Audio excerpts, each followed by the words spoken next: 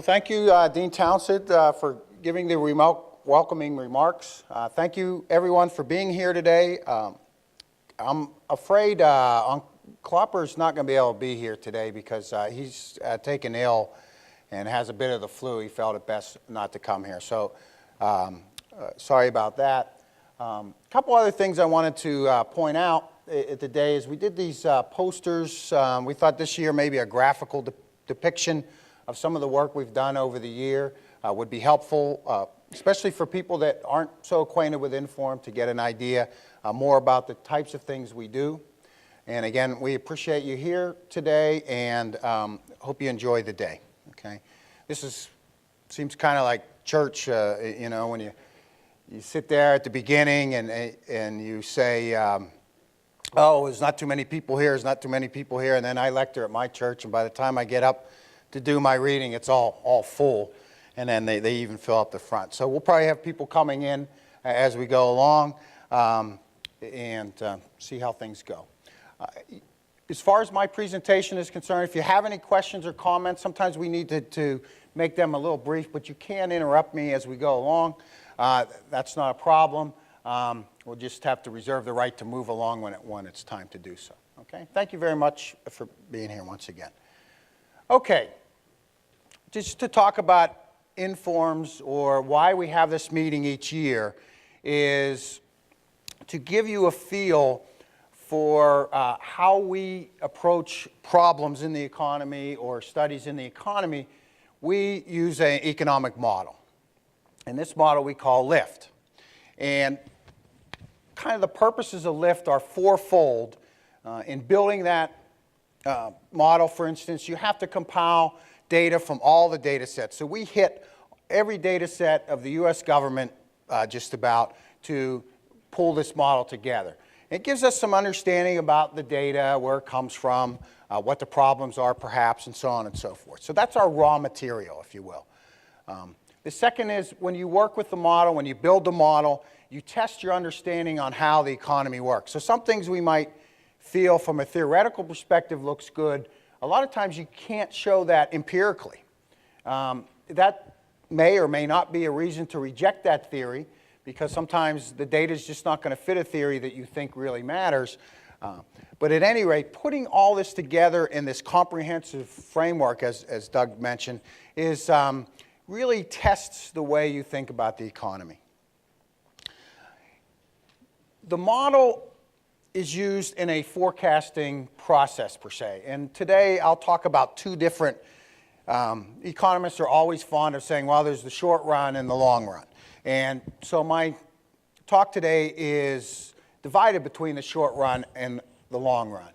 And all we use LIFT for is to assist us in thinking about where the economy is going in the next couple years on one side, and then maybe the next 30, or in some cases 50 or 60 years. So these are two different processes, two different big forecasts. Obviously in the short run we have some information, we have some ideas about what's going to happen next year. When we set the date for the conference, we said, well, you know, we usually have this in early December, and so at least we'll know the results of the election. And then we sat around, well, will we know anything about the Fiscal Cliff? And back in August I said, well, maybe there's a 50-50 chance. Unfortunately, they'll probably come out with a deal by December 11th or 12th, and we won't be able to get any of that in here. Fortunately, they're still talking, so we don't have to commit to anything. But in any case, we know something about the next year, maybe the next 2 years, and we throw that in there with the model, use the model to do that. For the long run, it's a much more of a structural thing, and it's not necessarily a forecast that we think is going to happen. I'll explain later about why some of the output and the balances work the way they do. But the idea really is to set a framework, or to set a baseline that we can do the fourth thing, which is the simulation of counterfactual scenarios. Okay? So what we want to do is, if, for example, for CMS we do work is to look at one healthcare simulation going over 75 years, and then we might tweak a few key variables and see how that changes the structure of the economy, changes the way consumers consume, and so on and so forth. And really, most of our work is in this fourth point, So we do the first three to lead up to be able to do these counterfactuals, okay? Lift, very complicated diagram because it really does show the comprehensiveness of the model. So we have this inter-industry or input-output core that is embedded in a macroeconomic model, basically. And the one thing that we do, and we think is somewhat unique, is we really do combine, make the real economy grow consistent with all the nominal balances. So we have the household balance, the government balance, and then the net foreign balance is all integrated there. So you can't just keep growing off forever and have a current account deficit explode or a government deficit explode in this model because it'll affect other things. Now today, we're really unveiling our newest version of the model called, internally we call this ID Lift 2. With most of our fans and public, we'll still go with Lift. But in a sense, this is the second version of the InterDime, which is a software model that we have. And there's a lot of improvements in here. One of the things is we're finally really to a completely NAICS-based system. And the NAICS is very nice because BEA's done a lot with us to integrate the industry data with NIPA, okay? So, I mean, BEA's done a lot of that work. We're able to now pull that into the model, and there's a lot of the data fits together a lot better than it used to when the NIPA and the industry accounts and BLS and everybody had a different scheme in there. So that's a key thing about it. And we do want to acknowledge the support of the Center for Medicare and Medicaid Studies in helping us get this model built off the ground. And today, really, this is the inaugural forecast. We did a dress rehearsal with our spring forecast, but this is the first one. And we're really very pleased with the way that's been working. Okay, let's get on with the forecast. This is the way I like to look at employment. So we're all used to seeing the month-to-month growth of payroll employment and how that's been working out. And in fact, there's a graph of that in the literature. But I like this one, too, because I think it shows a couple things. From the point of view of the Great Recession, it really does show the percentage. So this is the employment year-on-year percentage growth. It shows that this, in terms of employment, the Great Recession was really quite large compared to previous ones. This goes back to 1970, so it's relatively easy to identify the recessions here with the negative employment growth and then to see how big this one was. The other aspect of this graph that I thought is interesting is that in terms of percentages now, it seems that the recoveries, okay, or even the kind of the midpoint of the cycles, the employment growth has been slowing through time. And so you can see this recovery, which we know in terms of jobs at least has been very anemic, is true in percentage terms. It's less than the last couple, okay? Now, of course, in jobs terms, that may be the same because you have a higher job base, although I'm not so sure the job base is a heck of a lot different than this. But you can see we've been struggling along at this subpar growth of employment. Why have we had this extended thing? So this is a slide I have from last year. We had Carmen Reinhart out here, I guess, in 2009. Or was it 2010? 2009 it was.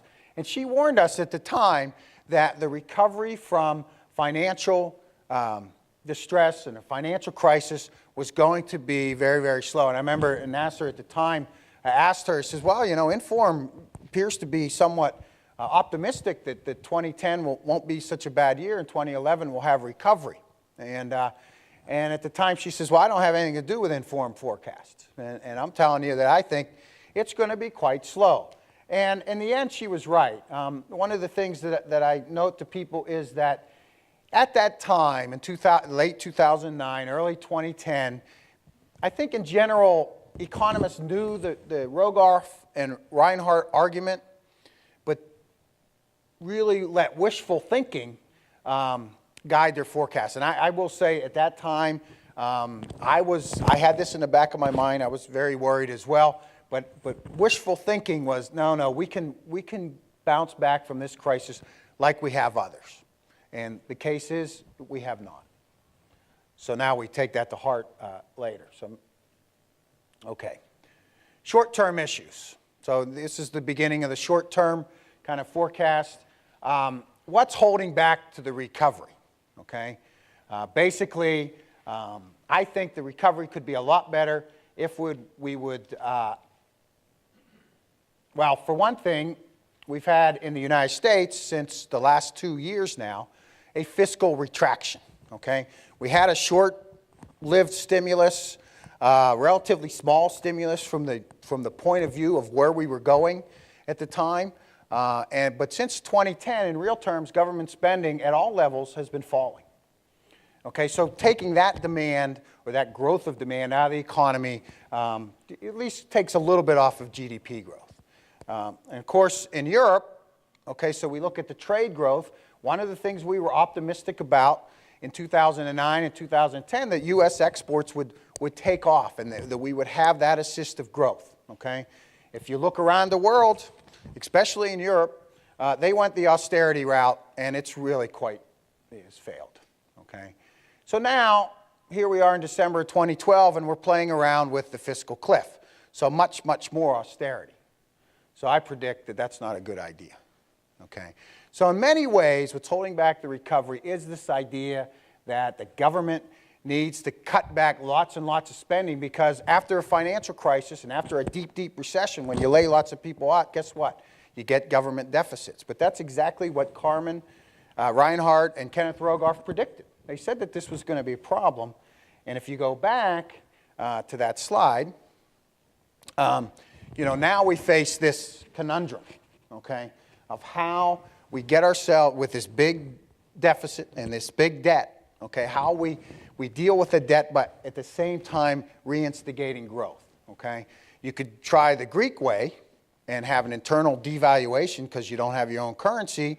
We see how that works, okay? The U.S., we have our own currency. The question is where that's going to go from now in terms of relieving our debt load in the long run, okay? However, there's some good things to report. I think there are forces now that can boost our recovery, especially next year is going to be sluggish again, I think. But the following year, 2014, one of the nice things, the consumer especially, but also businesses, are well along the road to deleveraging. So hopefully people are going to start feeling a lot better about their net worth, and that will stoke consumers, housing, and business investment. Okay.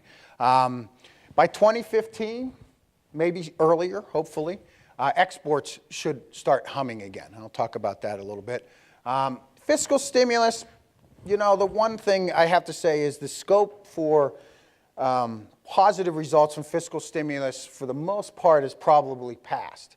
However, I think there is a good argument to be made that infrastructure has been neglected. You've got really low interest rates. We should probably put a big new spend in that direction.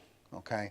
And then finally, we need to develop those long-run policies and come to agreement on those, and then have everyone kind of accept it as certainty. If you may not like the policy, but if you know it's going to be there, you're going to deal with it, and that uncertainty goes away. Okay. So the overview of the outlook, and this has both the short run and the long run on, but where we are is another year of kind of blah, blah growth. I mean, you may argue, well, this is potential GDP. Maybe potential GDP is 2.2 or 2.5, somewhere in that range of growth.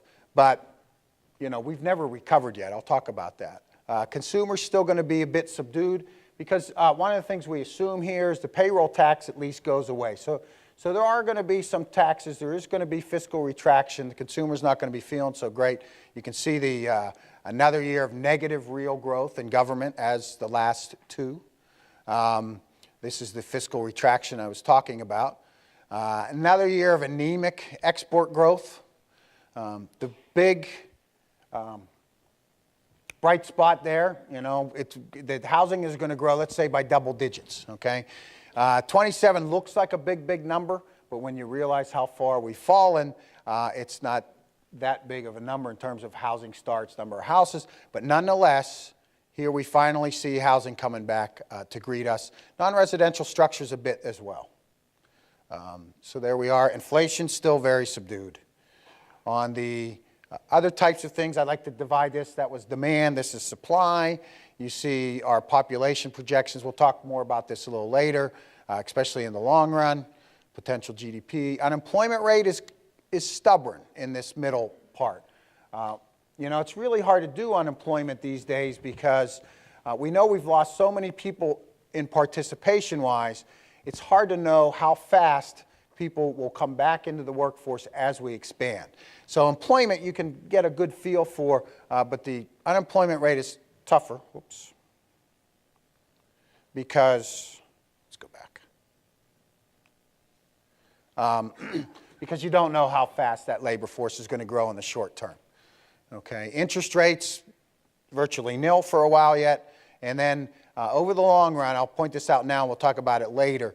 The one point that we want in this base forecast, you may believe it, you may not, is that the nominal balances converge to zero, so, or close to zero, especially as a percent of GDP. So both on the current account side, that improves over time, and the federal net borrowing improves over time. Okay, it may not look at, here we're borrowing an average of $1 trillion a year from 25 to 35, but in percentage GDP, that's actually in that 2%, 3% range that people are comfortable with. So pretty soon, $1 trillion, wow, when our kids are in our place, $1 trillion is not going to be a heck of a lot of money. Okay, so why do I think austerity is a big problem and a big holding back the economy? Well, we all learned, and we all teach, that for the most part, government fiscal stimulus crowds out the private spending. So the government can decide to build roads or buy tanks and that type of thing. But in the end, that's going to crowd out spending. And how does it do it? First of all, through interest rates, right? So if the federal government or the government wants to borrow more money, they put pressure on that market, the interest rate will rise. That dampens spending on the private sector, okay? Another thing is it may lead to price inflation, especially through wages. If you have a tight labor market and you cut taxes or you raise spending, you're going to increase the wages. You'll have price inflation, and that reduces demand for labor and your exports and increases imports, okay? So through price inflation, government fiscal stimulus can crowd out private sector. And then finally is the idea of Ricardian equivalence. Is it's simply if the government runs a bigger deficit, people say, aha, in the future there'll be higher taxes, so I need to put away my money and save for those higher taxes today. Okay, so that's a theoretical argument, and how many people think that consumers work in that fashion? That they see that? Yeah.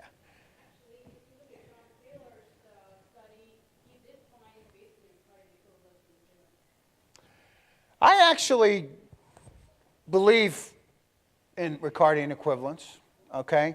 I think there's a lot of empirical evidence for it. This is, but the one thing you need to remember is it's not instantaneous and it's never complete, right? So the point being is, you know, in 2011 or 2010 when the stimulus came in, people did see that and said, I do have to change. But it's not easy when you have a car payment, a mortgage, tuition bills, and all that type of stuff. It's hard to turn on a dime and turn your savings around. So it takes time. And in the end, I think it's incomplete. So there is evidence out there that we've been learning for 20 years now. But I don't think it's instantaneous. I don't think it's complete. Okay. Furthermore, okay, so here is the fiscal austerity we've already seen. Okay, so if you look at government consumption and investment, which is in the GDP account, the demand side, so there's more than that the government spends money on, of course, but you can see in real terms that's all been down year on year. So we had a bit of a stimulus here, but you know, for the most part, the state and local contraction kind of washed out the non-defense federal stimulus, okay? But even in terms of when you take the entire expenditure of government and deflate it, we look at a real term, so this is all the transfers, everything government spends on, it's still negative, okay? And, you know, I'm not talking about causation, but this is exactly the time where we went from, you know, 3-ish% of GDP down to 2-ish% of GDP. So I think that the contraction at the government end has worked to undermine that extra percent of GDP or so. Maybe it's 0.5%, something like that. But I think there's something there on that. And why do I believe that in terms of, well, you know, the basic problem is, so when we've learned about crowding out in economics class, that was always done in the context of a full employment economy, working at potential, GDP cap very, very slow, or very, very low. In reality, we're living in a world that Keynes talked about in his general theory. You know, Dudley Dillard always used to say that the mistake he made was to call it the general theory because it really was the theory of the liquidity trap. And you can see that, you know, the Fed has been pumping money into the banks all this time, and nobody wants to borrow, nobody really wants to get out there and spend money. Or at least the people who are creditworthy have not been taking up this deal. I was able to get a refinance at my mortgage for 2 3/8%. But my neighbors who had an 85% loan to value, they can't get that loan. So there's structural problems as well. But we just have not, monetary policy has been relatively ineffective. It kind of treads water, helps us tread water. It doesn't get us to the next level, as you can see. And the reason why is the Fed can't push interest rates below 0. We've had 0%, 1, 2, 3, going on 4 years now, okay? All that money getting pumped in the economy should be fueling inflation. But expected inflation, in this case, year-on-year change of last month's core CPI, it's now back to the target level of about 2. Okay, so it was a much lower than that. So we're not getting this. This is exactly the type of things that Keynes talked about. And the real problem is interest rate at -2 is too high. It's too high. We need to pay people to go out and buy houses and buy equipment, so on and so forth, in this economy.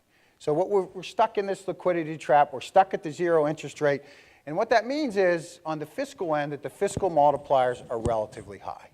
And this is exactly the reason why the fiscal cliff, per se, will be especially damaging if we go over it. Okay.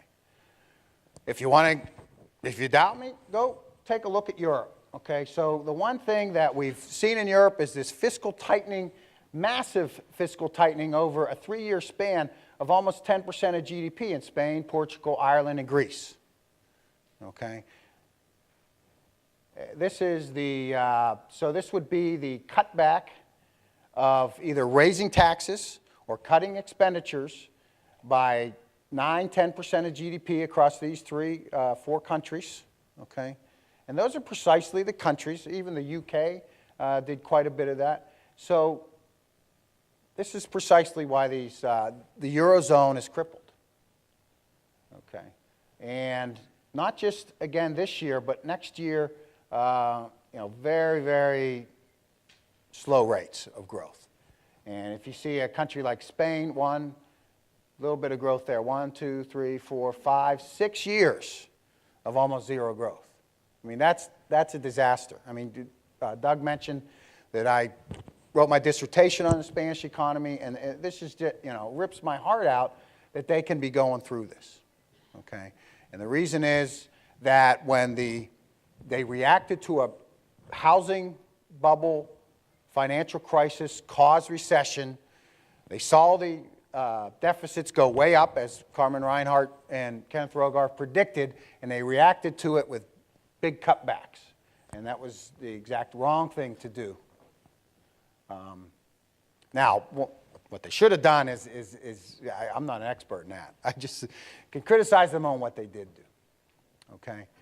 So now we move to our situation, and the situation we're facing right now, which is the fiscal cliff. And we're talking about, these numbers vary, but I've been pretty conservative about it. All these numbers come from CBO publications, and that we're looking at a 3 to 3.5% fiscal contraction ourselves. Okay? And the numbers are there on the different types of things that we're cutting back. And notice that the ball, it's 4/5 taxes and 1/5 expenditure. Okay, about that. Yeah, 100 billion of reduction increases in outlay terms this year, and 400 billion in tax increases. And perhaps that is conservative. And as we go out, you know, it's always about 3%. It's a permanent 3% clawback of fiscal policy. And what's that do? Well, the study we did for the National Association of Manufacturers, one of the things we posited that was that this fiscal cliff uncertainty and people preparing for it with perhaps some Ricardian equivalents in terms of a reverse Ricardian equivalence perhaps, is that it's already affected the economy by about 0.5% of GDP. So if we grow by 2.2% this year, it's possible we could have grown 2.5, 2.6, 2.7 if we hadn't had this over our heads, okay? But you look at the last quarter and you think, wait a minute, you know, that was pretty good growth, but a lot of that was kind of the Defense Department, you know, doling out their last dollars. We think the fourth quarter is going to look pretty shabby, unless they come up with something soon. There it is in terms of jobs. Okay, so another big contraction in the number of jobs for not just 2013, but 2014 as well. As a matter of fact, this thing peaks in 2014. The effect peaks in 2014 because, you know, it's not a cliff per se. We don't fall off January 1st, but we go down this slope that lasts, you know, to 2015, 14. Then we start growing again in 2015. Okay, and as you can see, eventually, of course, we get back to roughly full employment by 2019, 2018 or so. Okay, but this thing does affect us for several years.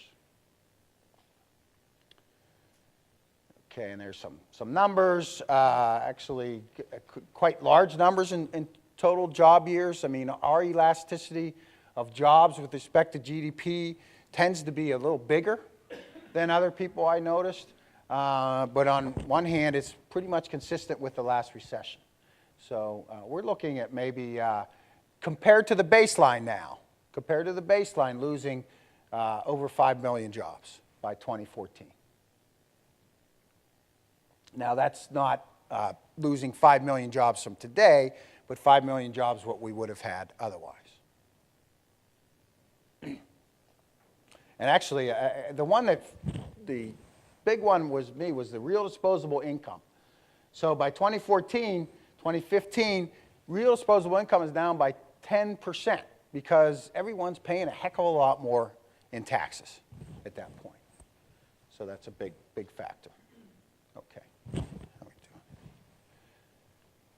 Okay, so that's the bad news. That's the bad news. The good news is that the private sector bounces. So if we can avoid this cliff, and get to something normal in terms of taxation policy that people can hang their hats on, even spending policy that people can hang their hats on, we see that there's some fertile ground for U.S. recovery. And by recovery, I mean not 2% growth, but something closer to 3%. And where that comes through is since 2009, no matter what we do with monetary policy and even fiscal policy, that's blunted because, the consumer's looking at his net worth. He's looking at his bills. He's saying, I gotta cut back. And we've been plagued with that now for 4 years.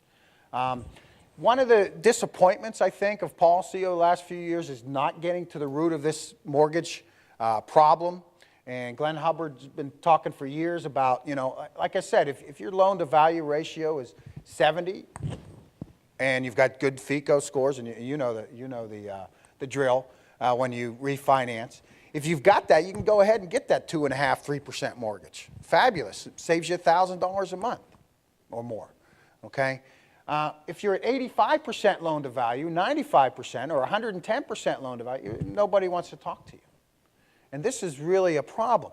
Now, I'm all for new standards because, when I bought my first house, it was like, 80% was the most, and then they had limits on your income and that type of thing, or all these hoops you had to run through. And when I bought my second house, it was like, oh, how much money you want? You know, it was a different story. So we've gone back the old-fashioned way. Unfortunately, we've caught a bunch of people in the middle. They can't refinance. People are running around with 4, 5, 6% interest on their mortgages. It's just like, whoa. And so they can't refinance. I think that's starting to work itself out. I think things will get a little easier on that. But that was, you know, we should have been that way 2, 3 years ago. Private business sectors, you know, sitting on lots of cash.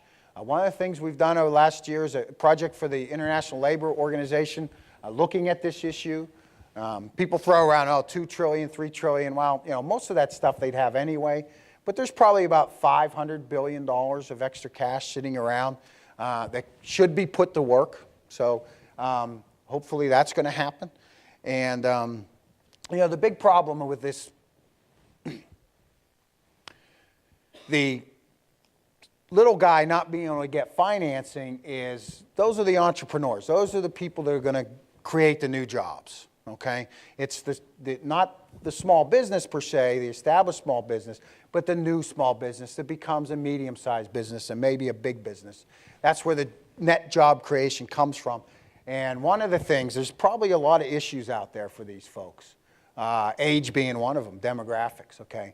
But one of it is the constrained credit conditions. So once those conditions start being alleviated, maybe we'll get a lot more entrepreneurship, and that generates growth. Oops. Okay, so just quickly, we'll go through these charts. The net worth, you know, you see the $14 trillion hit we took.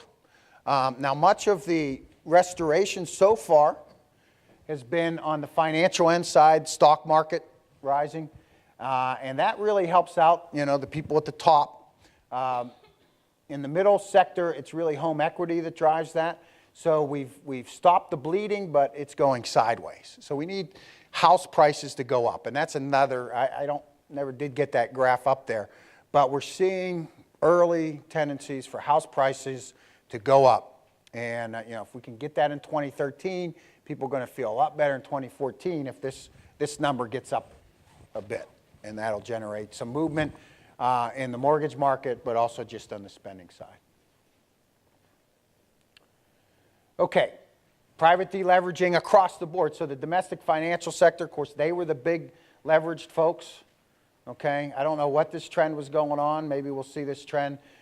Perhaps we can ask Phil Swagel about this later today, about what these people were thinking. But the consumer went right along with them. So the banks borrowed from other people and foreigners and lent it to the consumer, okay? And non-financial business, a little later in the game, but they also leveraged up, right? Government leveraged down, went sideways, and then once these people stopped spending, the government, through mostly automatic stabilizers and reduced tax receipts, but some stimulus, of course, increased their borrowing tremendously, okay? So the idea, obviously, is to get these numbers down and this number down to areas that, you know, everybody feels a lot better about their net worth and their net indebtedness, so we can stoke some demand. So we've made progress. It's hard to say where we think this number should be. You know, consumer goes up a little bit, and then we had the expansion. Is the number out here? We might be pretty close. If the number here, we still have some time to go. So it'll be interesting to see in 3, 4 years where we end up here. Okay, some other things, you know, people are paying their mortgages a little better, less foreclosures. And this is one that I thought was interesting. So there's a lot of different ways to look at household indebtedness. But if you can see the debt service, okay, it's not really, you know, the level of debts haven't come down as much. Debts as percentage of household income haven't come down as much. But since the interest rate has come down, you know, people are in an area here, 10, 12% of their debt service to income, which is an area back in the 90s. So this may be a breaking point where people, you know, start pulling out the plastic again. I think, again, we got to get over this fiscal cliff, but there's some room for optimism there. And then on the manufacturing side, you know, this is unit labor costs. You see the U.S. has gone sideways for, this is since the beginning of the century, okay? So for most of this century, U.S. unit labor costs relative to our main trading partners, and especially China, we've become a lot more competitive, okay? You know, so you say, well, why aren't we booming in exports? It's mostly a demand issue because the competitiveness, I think we're there. Now, it's not across, you know, we're not going to be making T-shirts, but there's a lot of good things that we can make in this country, and, you know, we've heard the ideas about reshoring, and we'll see how far that goes. But certainly, you know, through two factors, I think currency depreciation, or three factors. Currency depreciation, a little bit of that, good productivity increases, and really wage suppression in many ways. You know, the one thing that I noticed about the General Motors bailout is that the deal made with the unions was, well, everyone that's already working here, you get your, you know, your old wages and benefits. It's all the new people are going to start at $14 an hour. So all of a sudden, $14 an hour isn't quite the job that in the old days an auto worker would have. But they still have lots of great benefits and room for advancement. So there's something to be said, you know, for becoming more competitive by wage suppression. I mean, that's often the way it's done. That's how Greece is going to have to do it. Spain is going to have to do it because they don't have the exchange rate. They'll put a lot more stress on that. Okay, so policy options. The fiscal one, can you do that? As I said, I think politically it's going to be very difficult, if not impossible. You know, you can make the argument at 0% or 2% long-term rates or 3% long-term rates. It's a good time to rebuild some of our infrastructure, but I don't know whether you're going to get anything significant out here. But the main thing is we need this long-run deal, and I'll come to that in a minute, of raising revenue with tax reform and reducing, you know, mostly the entitlement liabilities. If you can get that into place, the grand bargain, if you will, then whatever you do at the short term is going to be more effective, okay? I had to put this one in as I was doing the presentation last night.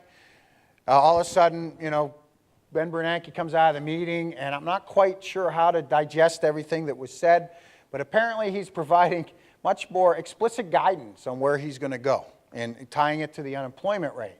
Other people have said, you should be tying it to expected inflation or price level targeting or even nominal GDP targeting. There's other tools in the toolbox. But I think they feel that the best way to make it clear is to tie it to the unemployment rate. I'm a little worried about that because, as I mentioned, the unemployment rate is a wild card because of the participation rate. It's a little more synthetic. Well, they're all pretty synthetic, but you know, how does those indicators work? Or maybe it's the employment, which is the least synthetic data we have. The growth of employment month to month is counting heads. There's no deflators involved. There's no hedonics involved and that type of thing.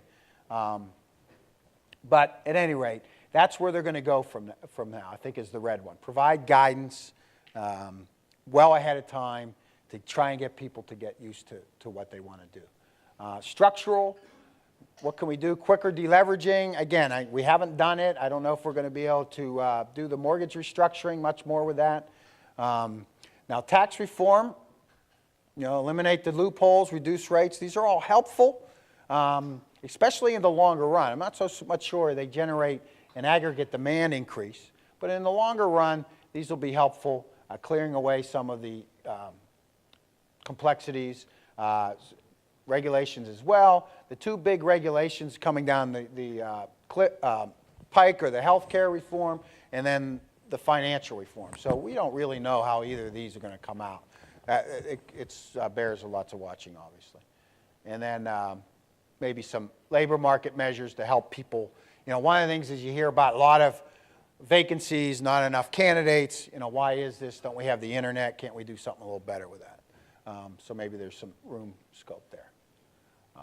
As I mentioned, most net new jobs are from new firms. This is John Halterwanger's graph from 2 years ago. He was here. That talked about it's the job creation, the yellow bars, and the job destruction are the red bars. You can see at the young firms and the mature small firms, the net increase is actually negative. It's the firm burst where you get all the net job creation. And that's important to remember, okay? Important to remember that aspect. So we've got to get the entrepreneurs going again. Okay, so now we come to the long term, okay? And one of the reasons why I asked Bob Shackleton to come out today was to address, the way the CBO looks at the long term. And, I was preparing this presentation yesterday thinking that it's only been 27 years since Bob and I started dealing with macroeconomic time series in Klopper's class, just 27 years ago, Bob, this semester. So see where he's at on that.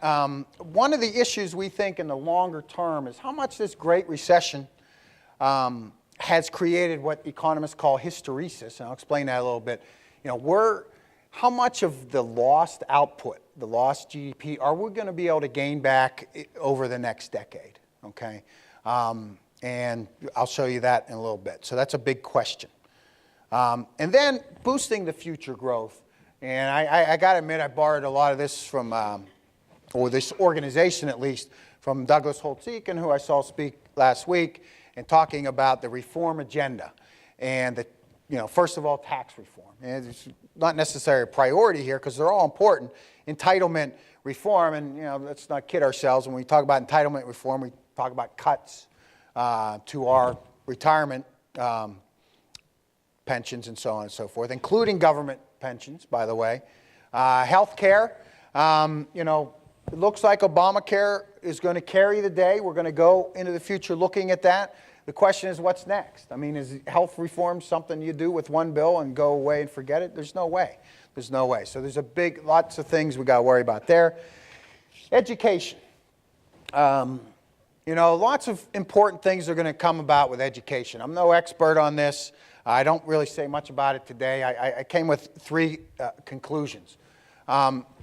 One is, especially higher education is going to change a lot. So things are going to move online. I have no idea how it's going to change. Number two is I have a 16-year-old daughter, my last one, put through college, so none of these changes are going to come fast enough to help me reduce my tuition bills. And the third thing is I don't think it's going to help somebody that wanted to do semi-retirement as an adjunct in some far-off college town either. So that's all I know about that, but I think it's going to be important, okay? I think it's going to be important. And finally, infrastructure is another place I think we need to shore up. I think it's a big issue. Okay.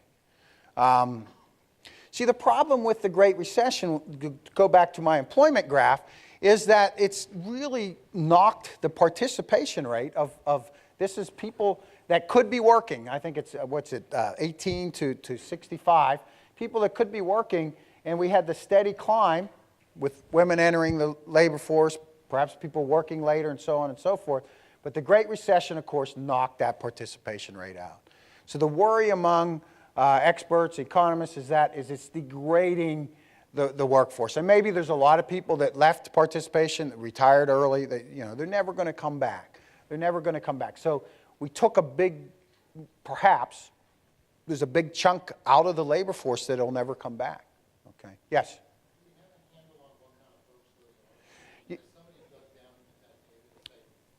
Oops. Absolutely. It's a smattering of things. Okay. It's a smattering of things. There's a couple things that really strike people is a lot of not elderly people, but a lot of people in their 50s, late 40s are going on, disability. So once you get that Social Security disability, if you look at the Social Security disability rates, they've really spiked up. And, once you get that free money, it's going to be difficult to see those folks coming back in. So they'll just probably ride that out. And that's a lot of people. You've got a lot of mothers that, if the great job was out there, good high-paying job, close to the house was there, they'd probably be working. Looking at the offerings out there, it's better to stay at home with my kids. So you've got that type of thing. So we're probably losing, and of course, those are probably the most talented people we have in the workforce, that, you're losing on. So it's coming from across the board. There are studies, I couldn't tell you any proportions, but there are a lot of people digging into that. Because the key here is how much of the unemployment we see now is what we call cyclical. If we got aggregate demand up, those people will come back in. And how much of it is what we call structural? So can we get back to 5% unemployment, with just a lot of growth? Or are we going to have that, is it going to be 6? That what we call the NIRU, if you will, where there's another % or so of the workforce that is not going to be entering at the given wage or at the given jobs. So that's the question. Where we're going to be, while we make a judgment here, it doesn't mean it's the right one. But this is what the model is now calibrated to, if you will. The blue line is if the 2008 was a garden variety regular recession, we probably would have lived with the blue level of potential GDP. Okay. Instead, we had, in GDP terms, a very deep recession. So the actual GDP is the green line. Okay. And what we're now saying is the way that we work with potential GDP in the model, and I think this is actually Ralph Monaco's equation, is that we do see a lot of degradation. Okay. There's a little bit of a boost here. If you looked at the, if you looked at the numbers, see, CBO, for example, has got a much bigger recovery here, a little bit. So, the question is, other people might say, okay, the GDP path is going to be in between there, okay? But we're saying, well, this degradation is real, and so now we've got a new potential GDP path. Now, notice the rate of growth once you get out here is the same. So that's about 2, 4. We're pretty generous here. We used to have something more like 2.2, and right now it's running at about 2.4. So the potential growth rate, when all said and done, is about the same. But the level is changed. And this is what we call, at least one version of hysteresis, right? The permanent loss of GDP because of the Great Recession. And maybe some of the policies that we've done responding to that, okay? So potential GDP grows, and it flattens a bit, and then it grows again. But the current path of GDP, you see, converges there by about 2018 or so. Any questions about that? It's a kind of an important aspect of it. I mean, you might say, oh, I don't agree with this, and we could work with that in the model. Nasser?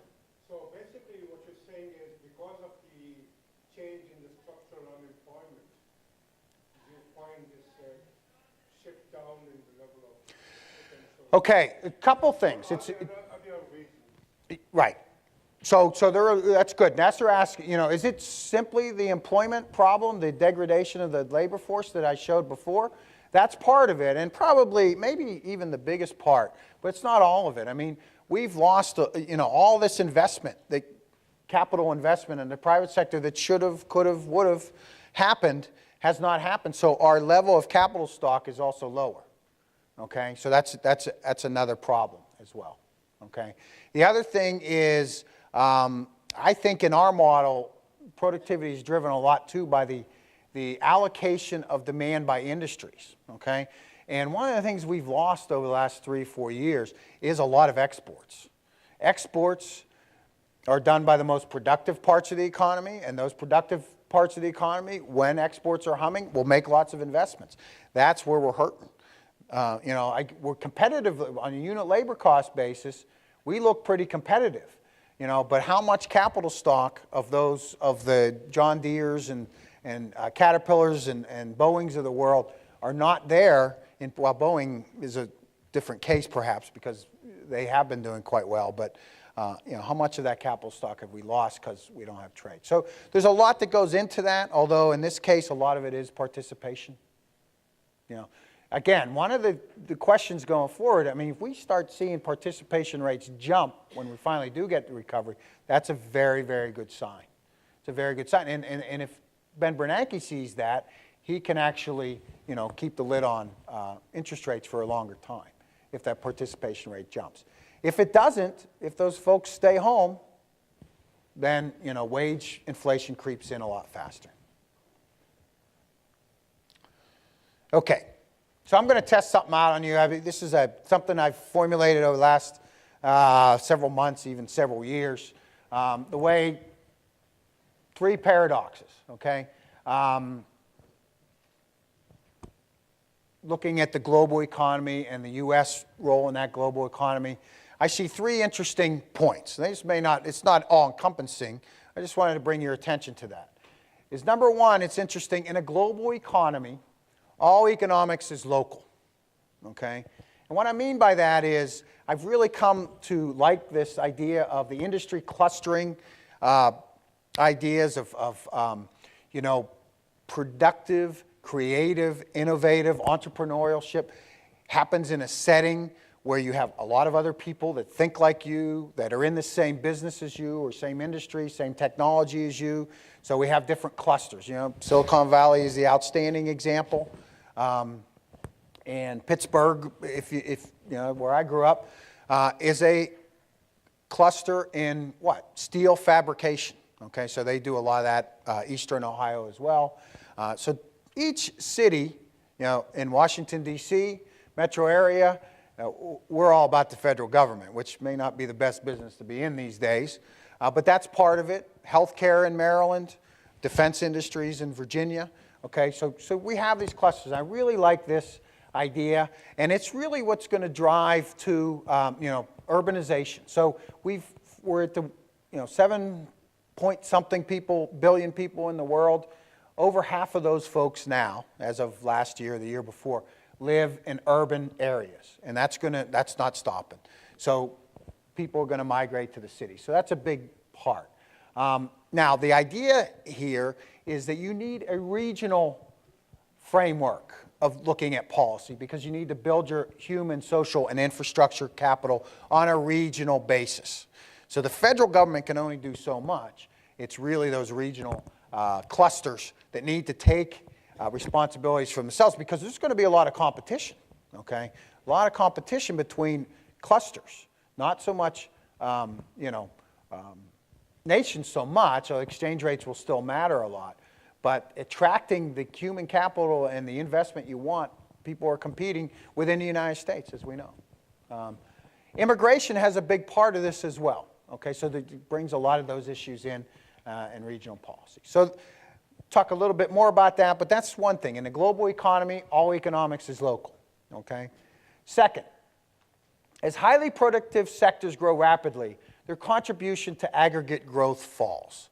So this is a very interesting thing. So we look at agriculture, okay? We look at agriculture back in the days where, you know, 40% of the people at the beginning of the 20th century, perhaps it was closer to 30 at that point, of the workers worked in agriculture to feed the other 70% or whatever it was, okay? We would never have developed the way we did in that century if the productivity, the labor productivity in agriculture didn't skyrocket year after year after year after year after year.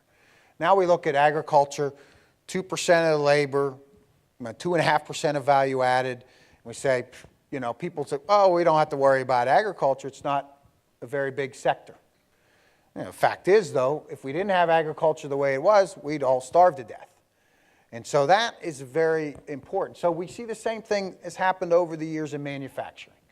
So manufacturing went from 28% of employment in, I forget the year I have it up here, I think it's 1970, or no, it's got to be 50-ish. Now to 10%, value-added terms, 7.5%, okay? And why did this happen? Because they were highly productive. So, you know, no good deed goes unpunished, I guess. And, you know, this is all was something that Baumol, William Baumol had said many, many years ago about the cost disease, okay? And why this is relevant to us today is the both the growth, where we're looking at the long-term growth going, and second, the fiscal debate. And I'll pull that into the fiscal debate later.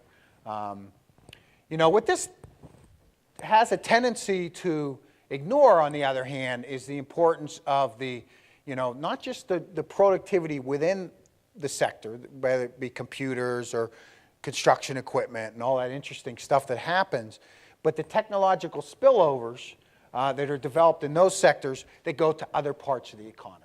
Okay, so we want to reform healthcare. What do? Well, people are saying, wow, we need to embrace Six Sigma. We need to embrace kind of a lean enterprise view. Those all came out of manufacturing. So if that's the way we're going to do this, we need to look to manufacturing to set the pace with that. I can't read my watch, so could somebody give me the time quick? 8 minutes. Okay. Okay, we got lots to do in 8 minutes. The third one is, as income inequality between countries falls, so the convergence debate with China, with India, with Brazil, growing, Mexico, growing quite rapidly, and in terms of income per capita, converging with the rich areas, we find that income equality within, not all countries, but many countries, and certainly our country, increases. Okay? So this is not blaming anyone, because I think that really it's the mega trends that are doing this. The technology development, the globalization, even immigration has contributed, and et cetera, contributed to the widening gap between the rich and poor in our country. Not blaming anyone. It's just something we're going to need to deal with. We're going to need to deal with in terms of education policy, healthcare, and the fiscal debate as well. Okay, so let's keep going on that. These are your 21st century production clusters. So these are all the big cities. You even see in Africa quite a bit. Okay, so this comes from the United Nations, looking at all the big cities in the world. This is by 2025 now. A 10 million person city is going to be commonplace. A 30 million person city is not going to be so unusual, okay? But on the other hand, most of them are going to be between 500,000 and a million. Lots of them, all over the world. So this is where people are going to cluster to make their living, okay? Now, is this important? Well, I think most of the people in this room, of all the indicators today, the most important one, and I borrow this from our friends at George Mason. I don't know if Steve made it yet today, but I borrowed that from here. And of course, in this room, everyone wants to know, what about the sales price in the Washington MSA? Okay, so we all live in that cluster. What's relevant to us is what's going on here. Okay, and one of the things I find interesting is, we've got a real dilemma or a dichotomy between Maryland and Virginia. Okay. And the way sometimes we compete against each other for stuff. But in reality, we're all in this boat together. So DC, Maryland, Virginia, that's what matters, is how we address our problems as a cluster here. And we could have big problems, of course. And I think we're going to have big problems regardless, because the federal government is going to be very, very constrained. So we're going to have to meet our needs on a cluster basis within that framework. Okay, Baumol's disease. Basically, he wrote a brand new book about this, by the way, about the cost disease. He calls it, because he doesn't want to toot his own name. But we all know this as Baumol's disease, right? And basically, it's the idea that relative labor productivity in manufacturing, it goes up very fast. These are all indexes. Healthcare, as measured anyway, flat to zero. And this is all data. This is labor productivity, and there's the general. So you have some growing faster than the average, some growing slower. Where does that show up? In relative prices. So the price of doctors goes up relatively fast. Through history, the price of autos has been flat, hedonic-wise as well. And then in the future, it's going to be a lot slower. And you can see this on lots of goods. So education, especially college tuition, up here. Computers, this way. Okay. What's that lead? Well, at the end, that's why our national health expenditures as percentage GDP keep rising. We're about 17, 18% now. This graph goes to 2035, I believe, and we're looking at 25%. and of course, eventually much more. And employment. The shares of employment, manufacturing, actually just going down slowly compared to history. Okay, that's in 1978, 20% of people worked in manufacturing, and healthcare going up. So that's a reality we face. I don't think that's a trend we can fight. We're just going to have to go with the flow and deal with that as it is. Okay. Income distribution now. Here is the top 1% cumulative growth in average after-tax income from 79 through 2010. This is all CBO stuff.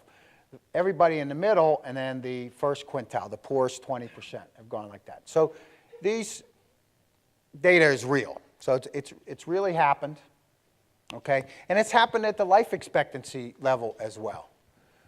So one of the things that kind of you wonder about when you say, well, we need to raise the retirement age for Social Security and Medicare age, and so on and so forth, ignores the fact that while on general people have increased their life expectancy a lot, this represents, you subtract that out, at the lowest decile, they've lost, or not lost, they've gained a lot less on life expectancy. So raising the retirement age, when you look at the average life expectancy, makes a lot of sense, you think. But it's very regressive. It's a very regressive policy. It's something that needs to be dealt with in this debate. Okay, just a quick wrap up.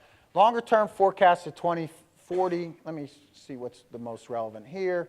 I always put these general graphs up just to show you that this is all from the forecast, okay, to show you the current account. In dollars, stabilizes, but in terms of GDP, that falls, okay? In terms of percentage GDP, falls through time. We trace all of these NIPA variables in the model. Here we are, okay, so the other thing, if you put these things together, Baumol's disease especially, income distribution as well, is the one thing that I think is just difficult to imagine is to us establish the federal government at 18 or even 20% of the economy. That's just not going to happen. So the question is, how do we raise revenue fast enough, flatten expenditure as much as we can to get, a 1 or 2% of GDP in the deficit? Okay. And federal debt, talk about that a bit. Here's the debt we need to talk about. This is the debt held by the public, okay? So we always hear about 16 trillion. This is of the September 30th. We always hear about the $16 trillion debt, right? But that is the debt held by the public plus the trust funds, Social Security, Medicare, your pension funds as well. That's about 4.7 trillion, okay? So that's money we owe future generations. It's documented, okay? But from an economic point of view, this is a lot more relevant, right? Because that's what we owe other people. And by the way, a little less than half of that is owed to foreigners, and only about 1.1 trillion owed to China. So the whole thing about borrowing for China and owing them a lot of money, frankly, they're at the end of the line because they're going to get their dollars in depreciated dollars. So why is this kind of misleading, this $16 trillion debt misleading? Is because these trust funds are only, here's the trust fund right now, that's only a down payment on the true net present value, if you will, so this isn't even the dollar amount, but discounted, of the unfunded liabilities under current law. So the fact is, it's kind of like, the day your kid is born, to say, okay, I'm going to take $5,000 and put it in the bank towards their college tuition. And so you don't know what that tuition is going to be. It's going to be $100,000, maybe $200,000 in 20 years or something like that. So you know darn right well the $5,000 is just a small down payment on what you're really going to pay.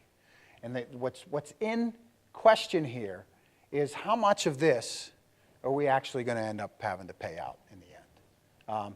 So that's really the question with the fiscal debate. And you can see that this is the current CBO forecast. You can see that in terms of non-defense, and this is the percentage GDP, and defense These are going to fall over time, no matter what, no matter what. The question is how much we expand on mandatory expenditures. So some ideas.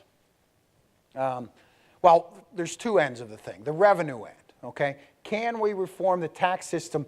You know, it's not even so much is it pro-growth, is it can we get more revenue out of it without retarding growth, okay? And all the ideas out there make a lot of sense to economists. Doesn't seem to make a lot of sense to anybody else. But, you know, the one things that we think is get rid of that mortgage interest deduction. Actually, I think the biggest, and actually a big part of the health care debate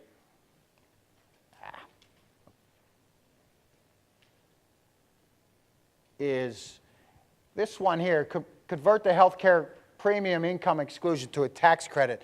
That won't necessarily save a lot of money, but it makes a lot of sense from the health care point of view because it makes that part of the tax code more progressive and more effective, I think. And this was John McCain's idea in 2008 that nobody, because he called it a tax credit, I don't think anybody knew what it was. And of course, they couldn't call it a voucher because that term has become radioactive, even though it's a very descriptive term for a very precise policy, and I think it makes a lot of sense. So there's some other ideas here. I think this is the best time ever for a higher energy tax, or especially a carbon tax, especially given some of the news Doug will have this afternoon.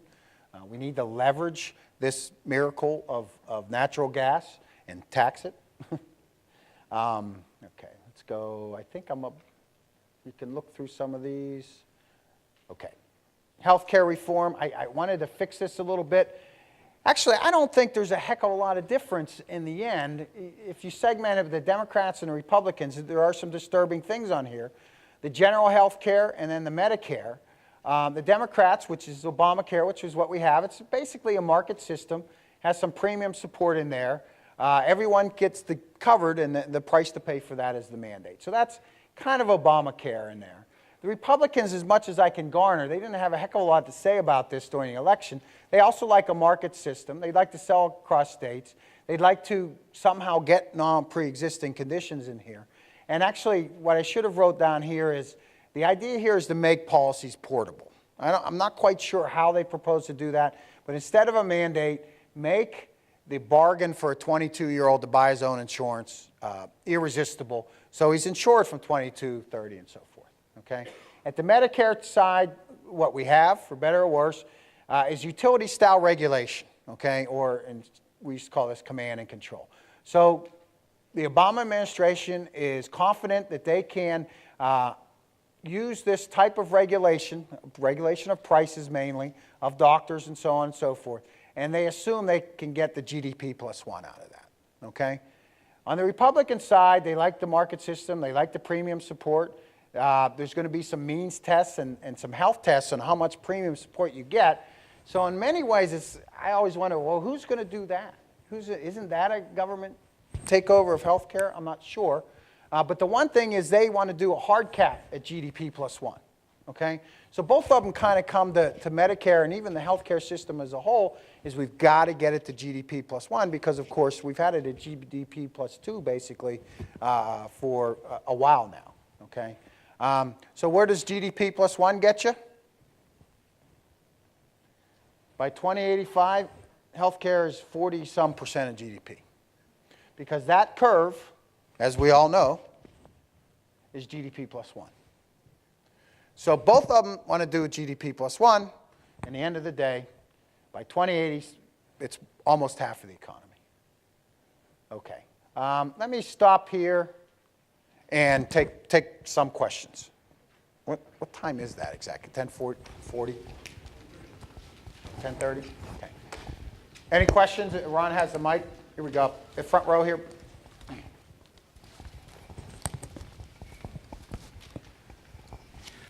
So it's a great outlook. Thanks a lot. And if I believed it, and I'm not saying I don't, you're going to have implied productivity of 0.4% for 5 years in 2015 to 2020, which seems very low for such a long period of time. I'm not even sure there's a a modern historical What- precedent for that.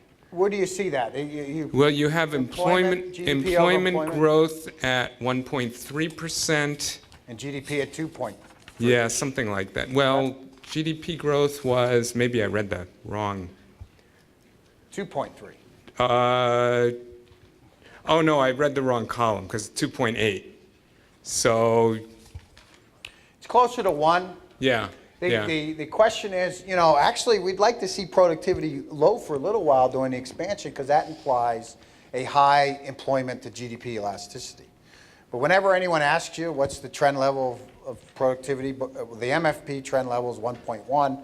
The labor is usually about 1.7-ish, over time. So it is slow in the first few years because we want to pull people back into the labor force. We want to see employment. I will say our employment elasticity to GDP is much, much less than CBOs.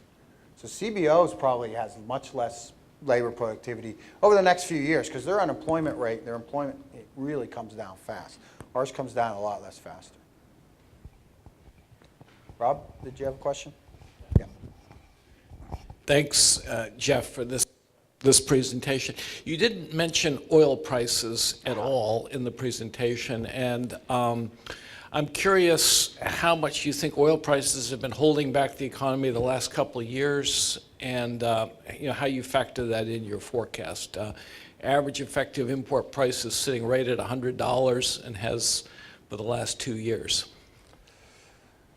That's good. I should have expected Rob to focus on oil prices because I know that's important. Last year we talked a little bit about that, and I think that it has, hasn't helped over the last 2 to 3 years. It seems to me over 2011, 2012, the same darn story was that we were here in December and January saying, well, it's time for this economy to break out, especially the consumer, time for him, the consumer. Come February, prices of gas go to $3.50, $3.75, and that really knocks the wind out of any consumer momentum. So I do think on the consumer side, it's another factor that he's had to deal with or she's had to deal with over the time, and I think it's important.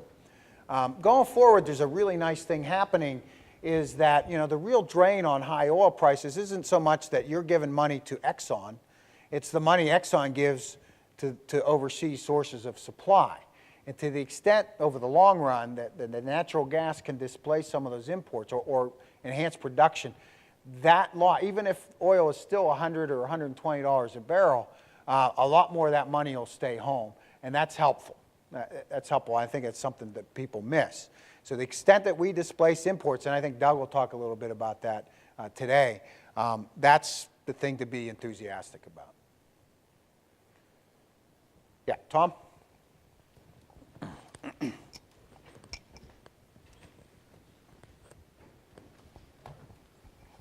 Jeff, your projections for equipment investment seem to be relatively weak in both the short and the long run.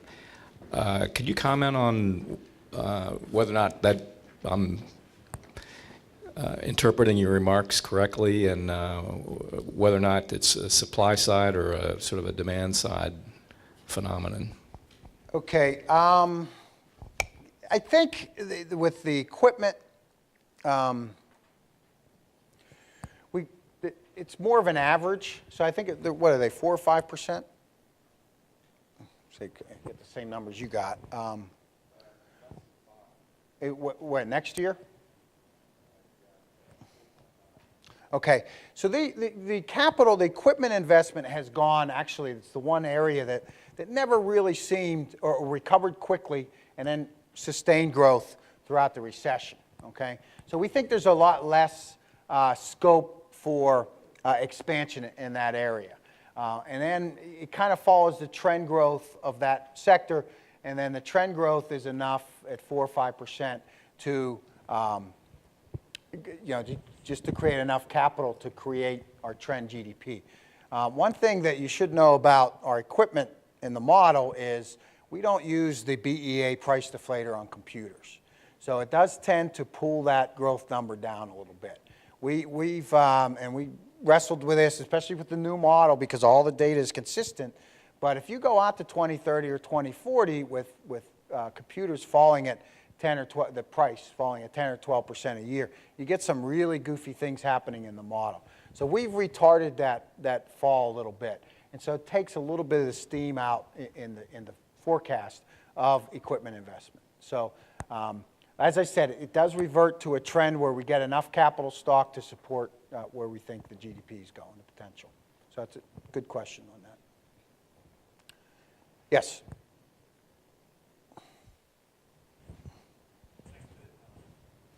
Thanks for the presentation. I was just curious with your short-term forecast, what specific assumptions you're making about on the baseline, what Congress would do to avoid the fiscal cliff. So what pieces would remain and what pieces would be avoided? Okay, I'm wondering about that too. The one thing that we did is we took out, of all things, we took the payroll tax cut out. So that's that's back in there. Apparently, that's probably one thing that we're not going to see. I thought that was the first thing to do in many ways. And then we're not doing any sequestration either. So even before sequestration, of course, the nominal spending was going to fall in the current budget for at least a couple years. Defense, even 3 or 4 years. So in real terms, those are really coming down once you adjust them for inflation. Now, so there's no sequestration. We put that tax rate in, and some of the extenders are gone as well. We kind of were wishy-washy on that, did about half of it, okay? So the tax rates in general on the economy are going up. Personal tax rates, not so much, okay? So all the Bush tax rates are still in there. I don't know if we ever assumed anything about the top, and that's a $180 billion item or so. But we kind of just, on the personal income side, said, okay, some of this will go through, but not much. Okay. The dividend tax. So the actual parameter in the model is not that specific. So you can interpret it. I think we passed off maybe 20% of the personal tax increase that otherwise would have happened. Okay. Nasser? Let's make this the last question. Last question? Okay. Okay, thanks. Jeff, thanks very much for this presentation. And I especially liked your thoughts about the long-term potential and all the other stuff that go into it, like Baumol's disease and so on and so forth. Okay, one of the questions, well, my main question is, given so much uncertainty over the next 30 years, and you have a forecast, how would you characterize this forecast? Is this like a median forecast, an average forecast? Would you consider maybe doing some scenarios, like an optimist case and a pessimist case? So how would you, and what probabilities would you give to this kind of, and this is the first time I'm asking a question like this to a forecaster. Thank you. I would call this a notional forecast in the sense that really what it's there for is to set our field for doing alternative simulations, to working with folks that need to worry about the long term. They come to us a lot. Like EIA, has the forecast to 2035. A lot of people look at it and say, well, the nice thing about EIA forecast is it's so widely read, so let's use that one. Okay, but in the end, it's notional because what GDP is going to grow like in the 20s, none of us really know. One of the graphs I have here, I'll end with this, and because we have one of the world's experts in this coming up next. One remark I was going to say is, what do we know? Kind of. Here, come on, it's close, it's coming. This one. Okay, so. If there's anything, the thing we know the most about, and we may not be totally here, is what the labor force is going to look like over the next 20 years. Okay, immigration is a wild card, and all those participation rates are a wild card and so forth. But you look at the age structure, the people already born and being born, you get some idea. So the blue line is the things, that's what we know, okay? The green line is the productivity, in this case, of the labor force. These are smooth. And that's what we don't know, right? And so that leads to the GDP. So obviously, what we don't know is more than we know, okay? So all the things that would go into productivity of the labor force in place is what we don't know. So that's, technology, structure of the economy, trade, exports, the imports, it's all those other ingredients. So I'm clearly showing that I know maybe a third of the story with some certainty, and the green part with a much less certainty. As I say, it's a notional idea. It sets the field for us to do experiments.